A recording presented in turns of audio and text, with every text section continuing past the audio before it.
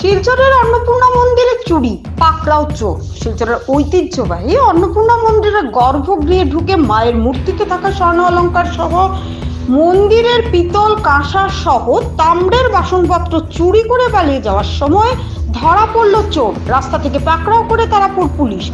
ঘটনাটি সোমবার মধ্যরাতে। মন্দিরের পুরোহিত আনন্দ ত্রিবেদী জানান, মন্দিরের ভেতরে চোর প্রবেশ করে মাতৃগর্ভ মন্দিরে থাকা অন্নপূর্ণা মায়ের স্বর্ণালঙ্কার সহ বাসনপত্র নিয়ে পালিয়ে যায়।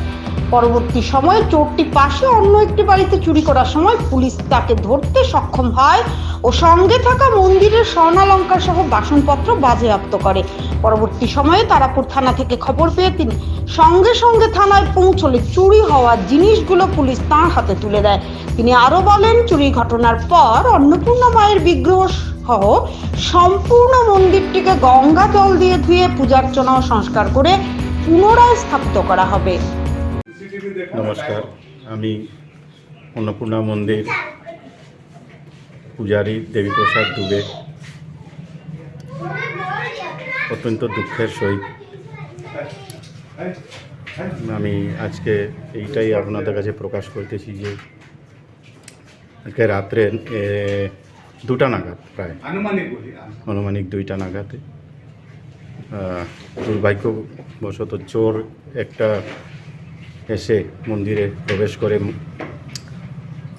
আর মন্দিরের গর্ভগৃহেও সে মার সোনা গয়নার মধ্যেও হাত দিয়ে খোলাখুলি করে নিয়েছে এবং আরও অনেক কিছু যা আমাদের পিতলের পুরাণিক মূর্তিগুলো আছে এগুলোও সব একত্র করেছিল, মানে সব তছনছ করে দিয়েছিল কোথায় এটাই নিয়ে যাওয়ার জন্য।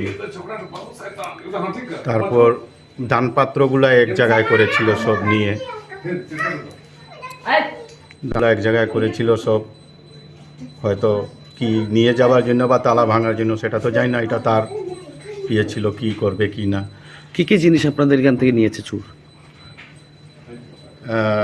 নেবার তো মার এখানের এই গলার একটা সোনার গয়না ছিল আর কানের, আর একটা এই মাংটিকা বলে একে সোনার নিয়ে গিয়েছে। হ্যাঁ, ওইটা নিয়ে গেছে পকেটে, বা যে সাই হোক ওইটা পকেটে নেও কীভাবে নেও, কিন্তু বাদ বাকি যেগুলো জিনিস সব একত্র করতে ছিল সেটা নিতে পারিনি। কারণ আমার মা যেখানে ঘুমায় সে ওই রুমটাতে মানে গিয়ে দরজা খোলার সময় মা টের পেয়ে যায় যে নিশ্চয় কেউ এসেছে, তো মা চিৎকার করে উঠলো, ওঠার সঙ্গে সঙ্গে চোরটা পালিয়ে যায়। আর তা পর্যন্ত তো আমরাও চিৎকার শুনে, আমার ছোটো বোন থাকে ভিতরে, চিৎকার শুনে আমরাও সব উঠলাম, দৌড়াদৌড়ি করে পাড়ার সবাই উঠলো, সব ছেলে মেয়ে সবাই এক জায়গায় জড়ো হয়ে গেল সব। তারপরে তো চোরকে খোঁজাখুঁজি করা হলো, পাওয়া তো গেল না, কিন্তু এখন নদীর দিকে আমরা সিসিটিভি ফুটেজে যা দেখলাম, চোরটা নদীর দিকেই ঝাঁপ মেরে নেমে পালিয়ে গেল চোরটা। এর বিরুদ্ধে থানায় মামলা করেছেন? হ্যাঁ, করেছি। তারাপুর থানায়? হ্যাঁ, তারাপুর থানায় আমরা পুলিশকে ডাকলাম, পুলিশ এসেছিলেন, ওরা এসেছে তৎপরতায়, ওনারা এসেছিলেন। তারপর শুনলাম যে না, এই চৈতন্যনগরে চোরটি আরও কোনো কিছু চুরি করতে গিয়ে সে ধরা খেয়েছে চৈতন্যনগরে, এই সামনে। নাম কি আমি এখন বলতে পারবো না। তো 70,000 কি ক্যাশ, তো ল্যাপটপ কি সঙ্গে ধরা পড়েছে চোরটি।